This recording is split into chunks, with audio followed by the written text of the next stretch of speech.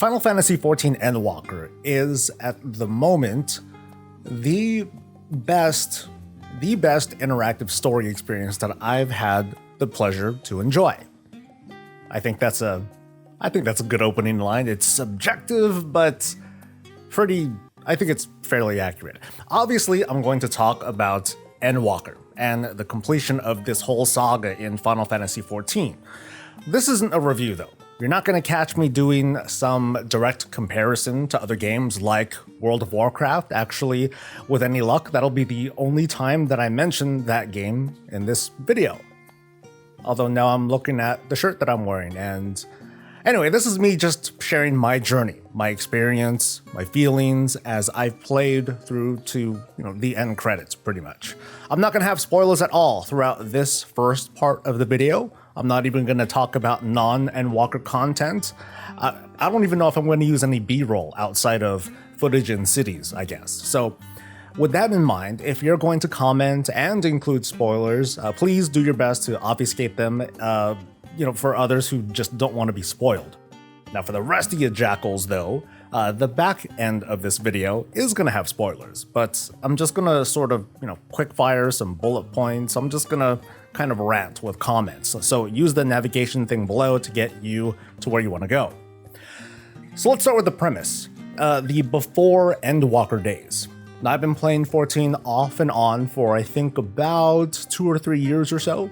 I was always curious about the game, but I never really got hooked in the way that you get hungry for more content. And then about a year ago or so, I bought a skip like a blasphemer, right?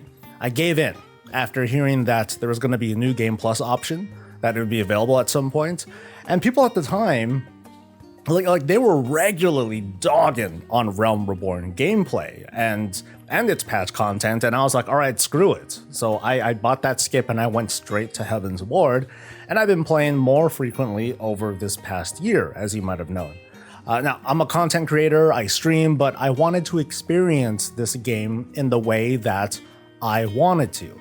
I admit it's pretty insane. I get jealous, actually, seeing these folks streaming and they're surrounded by hundreds or thousands of people with all their energy, and they want to share in that moment, like, hey, streamer person, welcome to the new expansion, or welcome to the new city, welcome to max level.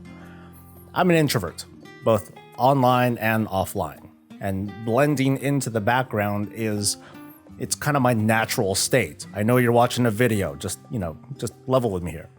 Obviously, I open myself up to it in the games that I play publicly and videos that I do, but in my comfort zone, I don't want tips, I don't want backseating, I don't want the feeling of people watching if I make mistakes, right moves, wrong moves, reactions, whatever. So here in Final Fantasy XIV, I played like 97% of it off stream, by myself, solo. No viewer groups, not even the friends that I have in my free company. And I just wanted to see where the wind would take me. The wind mostly took me through the main story quest, or the MSQ, and just about nowhere else. Now, I played through just about all the previous Final Fantasy games and a ton of other Japanese RPG that employ similar styles, narrative, and gameplay designs. I went this very linear route in 14.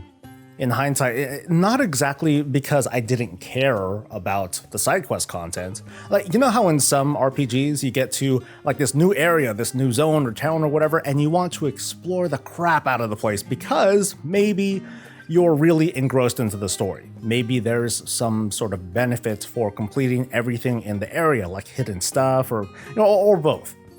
The latter part, the one who's looking for a boon or a benefit, that's me. If I know that doing all the quests and the side quests as I go along will get me something that will make the rest of my journey easier, and it's worth the time, of course, I'm going to do it. If it's not, though, then I'm going to consider coming back later, if it is useful, or for my own enrichment. I don't remember too accurately, but during my time in Realm Reborn, I got pretty burnt out pretty fast. I was just burying myself in all these side quests of different levels, and I didn't understand it quite well, and I wasn't feeling I was getting anywhere. And so when I jumped back into the game this year, I think I ended up consciously or subconsciously responding to the trauma, as well as listening to other folks who just said, you know what, skip this part, or if anything, just play through the main story. So I just focused on that main story quest thing in the corner like it was my North Star. And I paid the price. The least of all, there were commenters on YouTube and elsewhere who insist that my experience is tainted because I bought a skip, that I have no credibility. I can't talk about anything because I don't play the game the way they want me to, or that I'm not allowed to say anything negative because I don't understand this thing the way it was intended. But I have passed things by. Like, it wasn't until passing a couple of expansions that I even knew about the Chocobo saddle. I am not entirely sure if I've unlocked the Wondrous Tales weekly thing. I think it's a weekly thing. Obviously, I haven't done one. And I can't fly into any of the expansion content because I guess I figured that the time to complete the quests and explore the areas to collect the things, it just wouldn't be worth the convenience. In hindsight, I happen to be right. Another reason for my linear path, I couldn't shake the feeling of being in a catch-up mode. Like, I never felt behind on anything, right? I had nothing to catch up to. No one was waiting for me to play with them. I could have done what a lot of the big streamers have done, which was to stop and smell the roses after every expansion or so and do all the extreme and savage trials with no echo in order. And I'll kind of get to why I didn't do that later. I think what I mean by that is that since 5 or so expansions worth of content is like all just out there, released and laid out for me, I was never in that situation where I was like, okay, cool, the main story quest is done, let's go back and do side content. I could just keep cruising along, I could just keep going, and so I did, knowing that with all the fangled scaling that the experience wouldn't be entirely lost if and when I wanted to actually go back. I really did enjoy the story throughout all the expansions, but it wasn't until I finished Shadowbringers and tried out the crafting jobs when I felt like I was playing an actual game. But I also knew that I wasn't playing the proper game either. Again, I was just trying to catch up before Endwalker, and this was different. So here I am using all these different sorts of catch-ups, and I'm farming insane amounts of materials, learning about trading scripts for inks to sell for the guild to fund the buying of new gear, and then learning that my best bet actually would have been to level everything at once, evenly, to save money. I don't know anything about leveling through beast tribes. I don't know what master recipes are exactly. Just like with the story, I didn't know where there was a stopping point, and I just kept pushing forward. I wasted a ton of money, but learning how to set up macros and having just the right gear to gain those levels and then do all the job quests and then gain more levels, I did have fun. And I completed all the profession jobs, minus fishing, just before the Endwalker expansion's launch, and I have a little bit under 1 million gil on me, which I think means I'm like super broke. As for like EX dungeons or extreme dungeons and trials and alliance raids and Bosnia and relic farming, it never tugged my interest. I didn't even give them a chance because in my head, the gameplay didn't feel very imaginative, and I'm sure here comes the downvotes. Like, PvE content in 14, to me, again, it only feels like half of an MMORPG. Like, the encounter design and the balance, it's totally there, but the feeling of improvisation by managing gear, customizing my character, that was nowhere to be found. Well, at least I didn't find it once I finished Shadowbringers patch content. Meanwhile, I was happily mining the same zone for months and goofing around with crafting macros and stuff. So I came into Endwalker a pretty hardline skeptic. Not of the story, like I admit that I caught up in the hype that this culmination of story threads was finally gonna wrap up in this orchestra of emotion with a killer soundtrack behind it that would not disappoint. My skepticism, it lay with the gameplay, the vehicle that drives the story forward, with me supposedly in the driver's seat. If I were to call Final Fantasy XIV a novel, then when it comes to the main story quest, the pages that we read are the actual story. while playing the game between that is essentially just me flipping to the next page. Okay, that wasn't perfect, but I'm gonna keep that. What I mean is that, by and large, the game hasn't changed throughout the expansions. I remember ragging on the game in earlier videos because my gameplay, that is, the combat, is being interrupted by more exposition. It's just, I just wanted to stab things, right? But now I see it the opposite way. Like, now I can spend long minutes in this emotionally heavy cutscene, but then it's broken up by me having to relocate my character from point A to point B, fight 2 or 3 things, and then cool, I'm on to the next cutscene. Let's freaking go. I guess I should just cut to the meat of it. 85% of the gameplay between cutscenes is unapologetically shit. Let me be clear though, and I'll bring this up a little bit later, I think. Like, the main story quests, trials, they're great. The MSQ dungeons, well, for what they are, they're great too, especially thanks to the trust feature. The duties, those scenarios that are part of the MSQ are probably my favorite parts of the game, period. But the rest of the gameplay that makes up the MSQ, like, having to travel to the next glowing text thing to click on, to entering that foggy circle of depression to fight a couple of bad guys, to that thing where you use your camera to find an NPC and hunt it down and throw an arrow or click on it or whatever, it totally breaks the mood with how low effort that gameplay is. It feels and plays like garbage, when the duty scenarios, by comparison, show so much more potential for engaging gameplay that's more my style, letting the gameplay be part of the story. Playing it instead of just watching it, okay, that's me. It's small potatoes though, right? The problem I had going into Endwalker, what I was nervous about, was how my paladin job was gonna play. It's the same concern that I had at the end of Shadowbringer's leveling. Like, I played a lot of Final Fantasies, I played a lot of Eastern and Western RPGs, and it's hard to find a similar game whose combat and character progression was so rigid that there's almost no flexibility with gear choices and finding awesome items that do awesome things.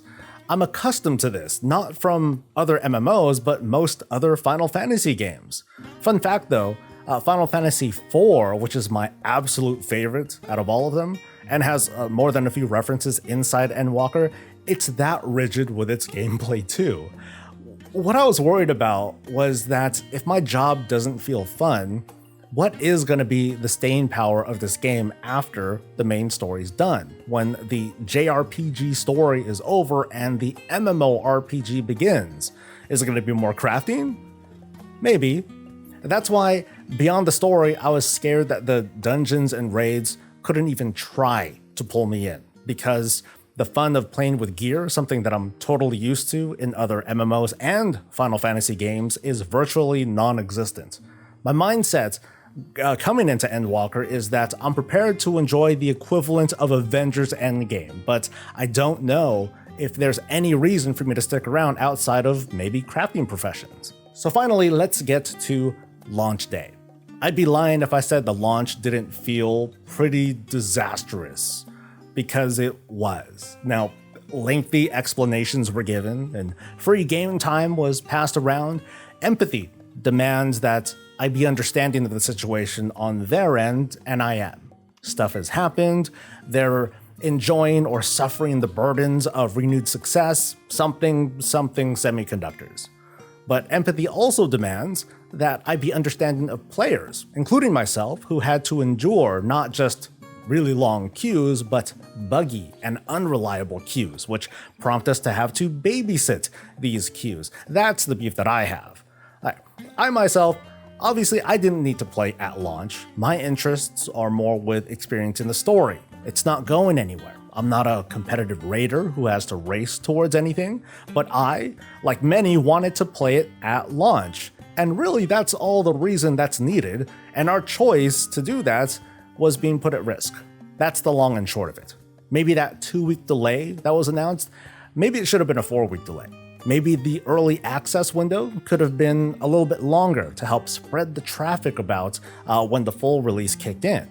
Maybe they should have suspended the sales of the expansion and the game itself, virtually sell out of copies until the situation became more manageable. Yeah, woulda, coulda, shoulda, but this is where we're at. Endwalker, like the previous expansions, is both shameless and proud of its story presentation. We're used to it taking its time to make sure that you, the player, don't fall behind on the narrative. After all, you're playing as the star, you're the warrior of light. Of course, you gotta be in the know. No stone is left unturned, no detail left unaccounted for, I think. No supplementary novel is needed. The drawback to that, though, especially when approaching the end of a saga like this, is that during the journey, we've met hundreds of characters, and not all of them are gonna get their conclusions. They're not all gonna get airtime. It kind of sucked to see certain characters just referred to in the third person, or you see them, but they're just kind of like, whoo, they're just in the background, standing there somewhere. Now, mind you, I'm talking about the MSQ. I mean, maybe we'll see a lot more of these folks in side quests or upcoming patches, but in the very few side quests that I've done while leveling, I just didn't happen to see any familiar faces. And even among your own scions, your own buddies, I feel as if some got way more screen time than others. And again, if there's a lot more presence in side quest content, I stand corrected, but that's just the vibe that I got from playing just through the MSQ. Another small side effect, because of that spread, there are moments when where everyone is together, where I'm like, all right, guys, strap in, here we go. We got to make those rounds and make sure that all the scions, that they get to say their piece. It sounds kind of wishy-washy because I just talked about how not everyone gets a fair amount of screen time, but when they do, sometimes it's handled a little bit forced. There's no avoiding that, though, to placate the fans, and yeah, that's not really a knock. I'm just like nitpicking here and there. Here's another one, though. The Square team learned a new trick with Endwalker.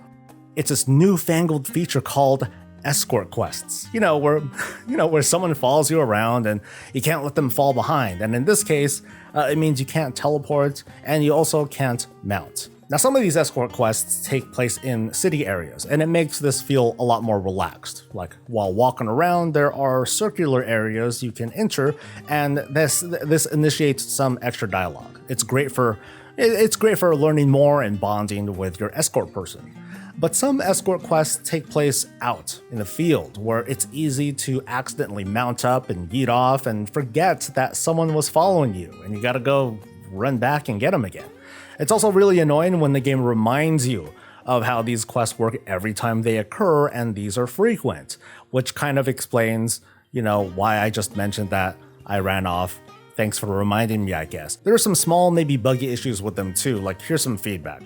When an escort is done, it's sometimes or maybe usually followed up with a cutscene. However, you don't get credits for completing the escort until that cutscene is played to completion. So if you disconnect for any reason, sorry buddy, you gotta go back and then grab your person again. It's not a huge deal, but it's just a tip in case every escort quest happens to work this way. I just think the Square Enix team was a little bit trigger happy with this new/old feature, and I hope that they tone it down a little bit in patch content. On the quality of life side of things, I am glad that the team finally got around to making teleports around cities much more tactile, I think. 14 is a very heavily menu-based game with respect to console players, so it's a welcome experience to see this hybrid menu selection with, you have your usual selections you can click there, but also you get a map that mouse users can just drag and click to. Overall, I did like the way that Endwalker story flowed more than previous expansions. It does have its moments where the story slows down, even though the sense of urgency remains really high, but it's not nearly as bad as like Shadowbringers, where I really felt like I was being teased towards what might be a really big moment, but then the game slams the brakes, and now I've got to meet these new people who I don't care about, and I got to help them out with mundane crap. Endwalker just makes that formula work a lot better. From an analytical level, it still happens in Endwalker, but it's much more subtle and natural. Believable is a good way to put it too. The finer details and smaller stories that make up the whole delivered on a really strong and believable sense of emotion. One story beat in particular felt super frantic, and it had me running all sorts of mental scenarios in my head as to where the story was going to go next. Even if I was pretty sure what was going to happen, the threat of a chaotic outcome had my heart racing, and it was pretty fun.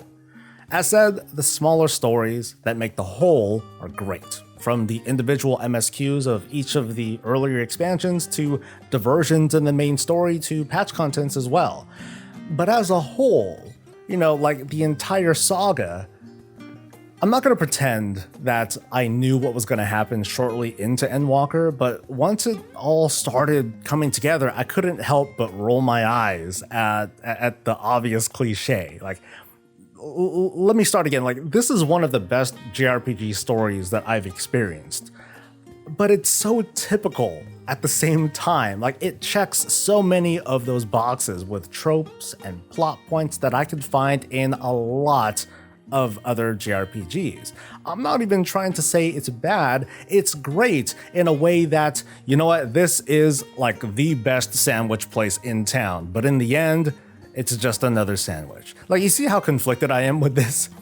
Don't put spoilers in the comments, but just kind of nod or shake your head. I just wanted to know if y'all are with me on this, with the whole grander story. I know once upon a time I said that the story was very, very okay, and I guess that was just a mean way of me saying what it is that I just said. So, you know, I just want to address that really quick and apologize for kind of a crude comment, but that's kind of where I'm standing. The music, as usual, terrific.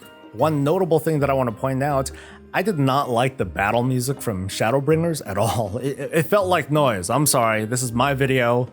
Downvotes are somewhere in the corner over there. You can't see them, but whatever. But the Endwalker fight music, oh, it's cool. It was a banger. Love it. The final outdoor zone, it was exceptional. Like, it told its own story in music as we progressed from one area to the next. I think that's the best way to word that, I think. But it was just exceptional. There was only one unfortunate flub, though, where the music just didn't quite fit right. I'll mention where in the spoiler section of the video, but the mood felt so much more urgent than the tasks that I was set out to do. Like, here I am, I'm just talking to people, and the music is like, da-dun, dun, dun, dun, dun, and it's like trying to have a conversation in the middle of a nightclub. And we're here for a while, so the music got stuck in my head in a not so great way. Maybe it is just me, but to me it served to be like a really good example of when music just kind of jacks up the vibe. The new zones, and by that I mean the outdoor zones and the cities and dungeons, they look really, really good. Like, they're vibrant, they're massive, and they're all over the place. As in, well, I'm not trying to spoil you, but you travel to some very, very different locales during the different arcs of the story. Each of them have their own charm, and it's just super enjoyable. There's one dungeon that stood out more than others because it tells a series of stories as you travel along. I'll try to talk about that one later in the spoiler section. I do need to nitpick though, like the same way I did with Shadowbringers and pretty much all of Final Fantasy XIV, is the way that the team executes on outdoor and dungeon interaction. It's not very inspiring. I hate using that word, but it just doesn't feel good. I think it's kind of their intention, because I've seen this throughout the whole game where mobs they're like spaced out evenly and they graze around like cattle. I don't know, maybe it's a nod to the good old random encounter system of JRPGs like, again, Final Fantasy, but from an immersion standpoint, mobs just wander around and they look out of place. To me, at least, most of the creatures that you see out there don't look like they were designed with their environments in mind, that they just weren't given that same level of care. From my experience, and I guess from reports too, the level pacing is a little bit off, or maybe it's very off depending on how you play. Because y'all know me, I'm a one-job slut, but I found myself not gaining enough experience to just cruise through the main story. I got stuck at a few points. Folks tell me that in the past they've leveled 2 jobs simultaneously while playing through the MSQ, so I guess this was unusual. Resolving it was no big deal. I did a few fates, and there was like this role quest line that I dipped into whenever I needed to gain a level. But there also came the problem of only reaching level 90 pretty late in the story. As a paladin, leveling gave me job perks, and it altered my abilities a little bit.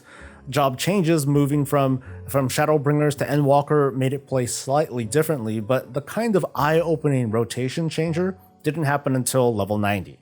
And so when I finally got to fire off a full rotation, the whole shebang, which I probably don't have right, by the way, I was like, and I quote, is this really fucking it? Wow. It's not even a new button. It's just my confetti AoE button 3 more times. Boom, boom, boom. Okay, boom, dot, dot, dot, boom. You know what I mean. A friend pointed out to me that mechanically it would have been the same opening rotation that I would have used before then. And you know, it's an AoE, it's a dot, it does do a lot of damage and it looks fantastic. But when he told me how, you know, when he told me the meaning of this kind of rotation, this button, it made me feel even worse. It's like, hey guys, here's your new ability. It's the buttons that you were going to press anyway, but you only need to press one, yay. In higher level conversations, I'm sure we could discuss button bloat and how this is the way to add something interesting to the kit without adding much bloat, which is fine. But mechanically, you know, this is just kind of foot in the mouth feedback. It just didn't add much of anything at all. I'm sure the other tank jobs are exciting with some cool changes with Endwalker. And well, okay, I want to believe that because for me, it just didn't happen here. And now this big story, this big saga is over. The credits rolled, the ending teased that there is much more to come with new adventures, maybe new lands to explore and people to meet. To me, this is the most drawn out JRPG that I've ever played, and I don't mean that as a bad thing.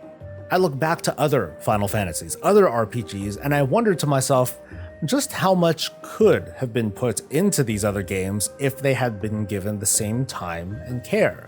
And on the flip side, would I have enjoyed Final Fantasy XIV as a very abridged game with, you know, the game and all its expansions smushed into like this 50 to 100 hour experience? And I think so. So that's why, that's what makes 14 great. We got to explore this extended universe of characters, textured by emotion and nuance, and I don't regret playing it at all. But I also haven't logged in since turning in that final quest. In fact, if I do have B-roll footage going, that's going to be the first time that I've dived back in to capture content. Whoop-de-doo. Here's why. And it doesn't matter if you think I'm right, I'm just sharing, okay? One part of the endgame experience is high-level play. And the journey is to, you know, overcome that by getting the gear that you need and building a team and learning the encounter and the rotations and all that stuff. The road to that, though, you know, obtaining the gear and growing stronger, in 14, it just feels really, really boring. You grind the duties and the trials, you get the currency, you buy the gear, you master the rotation, and then off you go and you start learning the encounters. It is very straightforward, right? With no fangled systems to learn and no worries about having to farm for that special item that someone tells you that you need, or an item set that is supposed to be the best in slot, but at the same time, not having that leaves me empty. And for now, I've decided to not dive back in. And I don't need the game to improve for me on that, on that little thing, because the game already has enough for me to want to jump back in later. You know, I want to jump back in for the story. It just doesn't have anything to keep my sustained interest. And I don't care enough. Frankly, yeah, I just don't care enough to petition that things be any different for me. So Final Fantasy XIV is not the sort of game that I want to live in, but it's a heck of a lot of fun to visit. And that's going to be it for the non-spoiler stuff. I advise that anyone who has not played through the entirety of the MSQ of Endwalker to stop watching, but, you know, leave a like on the way out because you're super nice. I'd appreciate it. I'm going to be a little bit less, I'm going to be very not structured here. I'm just going to kind of jump into a topic and start mouthing off, kind of like I have been, but worse. And seriously, I'm going to get right into spoilers in 5 seconds, okay? Like 5 and 4 and 3 and 2, and that's a slow 5 seconds. I don't like time travel, dude. All right? Time travel sucks. Time travel is a trope that, even when it's handled well, it always leaves me dissatisfied because it makes me question the behaviors of characters involved. I question how the time travel loop got closed, but never closed. It's more like a wrinkle where you wonder how the time travel loop began in the first place. Like, I'm sure I missed something, but off the top of my head, without Heidelin's clue, would we have known to talk to Elidibus about the flower that leads us over to Elpis? And would the event that would have let Vana from the past lead her into giving us that clue. I guess asking for the Echo to work on Hydaelyn herself, like if we just like ran into her and like, hey, let me just get into your memory, I guess that's a bit much. And obviously, this whole plot thread was long intended, and the seeds for this were planted early on. I just don't like time travel as a storytelling device. There's always questions and flaws and things to nitpick, like what I'm doing right now. The music I talked about earlier, I believe the area, it's under old Charlian, Labyrinthos, I believe is what it's called. But it's not when you first walk in. You know, it's very whimsical when you first enter there, but later in the game, when you're prepping to jet off into space, it's weird. Like, out of everything, it feels like the most out of place music choice in the main story quest, which doesn't mean much because everything else was great. But I don't know, the urgency of that music was like a total mood. Dun dun dun dun dun. Didn't like it. The favorite dungeon experience that I was talking about was the final one. I forget the name, where we see these ruined worlds and and a quick story behind them. And it wasn't just the dungeon story; it was the lead up, the story that led up to that point. Like as soon as you're reunited with your scions, and by this time we're in sort of this emotionally vulnerable place. Before this, we're like buried under despair over these failed worlds and the sacrifice of the scions, and then this whole roller coaster that brings them back to, thanks to all that time travel business. It puts into an emotional perspective the question of, are we alone in the universe? And if so, why is that? And are we going to be really depressed over it? When we saw the Elpis flower for the second time in the game, that's when the story started to fall into place for me. And the game made it pretty obvious, with the color changes to that local term, Akasha. For a while, I had this nagging thought in my head that to save the world, the governments are going to have to form a thought police, right? And they're going to have to kill everyone who dares to have a depressing thought. That, or to save the world, everyone needs to mass produce and consume ecstasy or copium. Okay, it won't save them from literal fire raining from the sky, but still. It is really typical, though, that the main villain of this saga was essentially a bad idea, an experiment gone wrong, combining artificial logic with the emotional despair over the inevitable end of everything.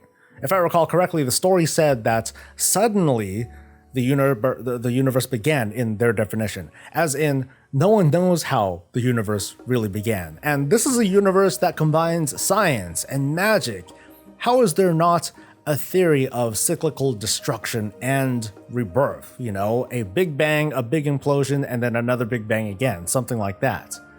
Meanwhile, Big Bad Zodiac is mentioned time and time again, only to be cast aside at like the end of the first arc, and with it, the protection against what was really threatening the world, the real big bad. Very scary. And curiously, it wasn't the battle-hungry interstellar robot swarm who were able to lay low the homeworld of the dragons, but didn't really pay Atheris any mind. But I guess those events might have happened well before the events of the game's actual story, and we'll see more of them, these robot dudes, beyond that max level dungeon that I barely know anything about. Golden Puppy is not my favorite kind of puppy, but dogs are always great. And now Hydaelyn should never have died, because now she left her puppy behind, and now Puppy's sad. That's probably like the saddest part of the story. The best trial is the Hydaelyn fight, because you can use the trust system. Very, very epic. On the flip side, though, I was hoping to see that again against Medion, or the last boss. But yeah, that didn't happen. All bodies float, including babies. I just wanted to throw that one out there. Back to villains really quick. What was the point of Xenos again? I sat to think about it, and I couldn't really find a great connection other than he thinks he and the Warrior of Light are friends. I feel like that should have been resolved at the end of the Garlemald arc of the story. Like, we killed him off and that would have been it. I see no reason why he had to drag on. Get it? Drag. Anyway, even before that final fight began, my character basically said, well, yeah, I guess I'm an adventurer. I have to do this. Fight you on this plane of nothingness. It's anime. Why not? Jumping back to the end of that Garlemald arc, when you're taking control of that soldier and you're wandering around like a weak idiot, barely making it, when you get nearly blown up and you're just kind of crawling all the way back, that was the intense moment that I mentioned, that I was talking about from the earlier part of the video. That felt cool. And again, that's how I immerse myself. It's more like in the gameplay and less of the story, because it's like the difference between, you know, playing a video game and watching TV. Anyway, let's skip all the way to the end, because by the end, nobody and everybody died. The overarching theme was about the end of everything, with no foreshadow to indicate that anyone was going to make a sacrifice play until they did, and in the most non-violent way possible. As everyone parted ways later, you know, kind of to do their own thing, I thought to myself, okay, what's next? Yeah, endgame dungeons, crafting, go back to do side quests, new game plus for the stuff that I missed.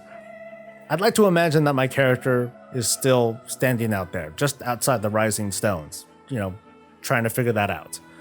Thanks for watching. Stay safe, stay healthy, and stay breezy.